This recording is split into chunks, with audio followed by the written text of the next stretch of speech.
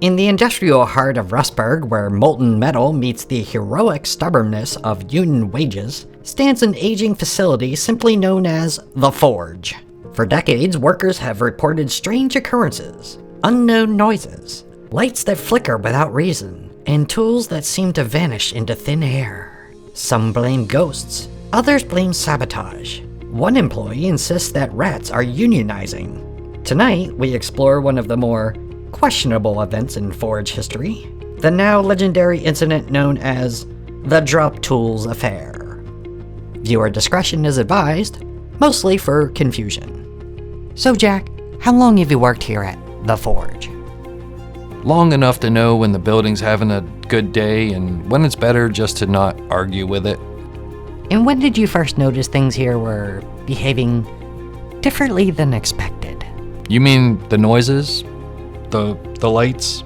Or that feeling you're being judged? Probably the noises. Now, some workers here have described the Forge as having a presence. Would you agree with that? I wouldn't call it a presence. It's more like a personality. You don't see it. You just learn when it's annoyed.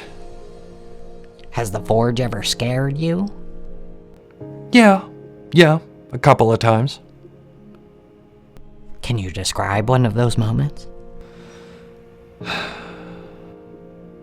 There was one night. It was the late shift. The lights were low. The furnace was running hot. Everyone heard something they just couldn't explain. Was that similar to what you heard that night? Because some people say fear can imprint itself on a place, almost like a memory in the walls.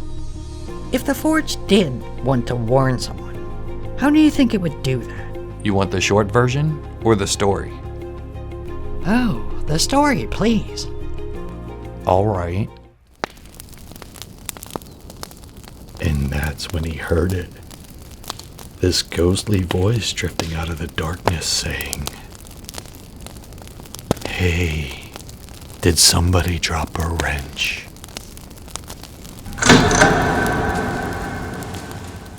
And Jack, that wasn't really bad, that was impressively incompetent. Holy hell, Jack. I think I lost brain cells listening to that.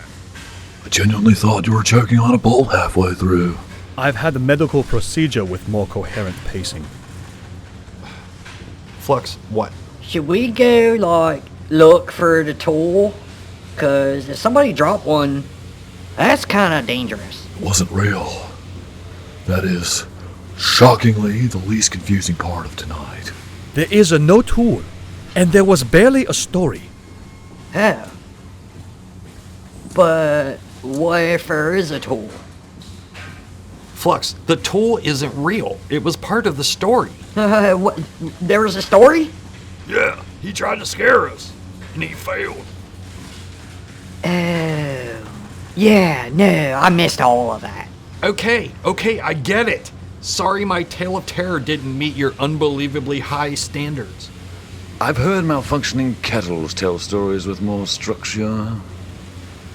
Still not convinced Jack knows how stories work either. Tools disappear around here all the time. I once watched a cement dry. It had more suspense. Fine. Next time I'll add thunder and screaming. Someone bursting into flames. You think that'll help? Wait.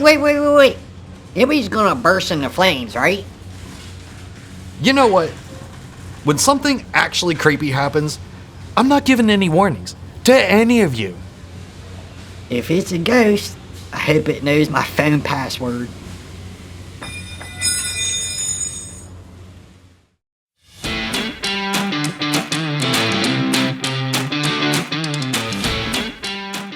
I think I lost brain cells listening to that.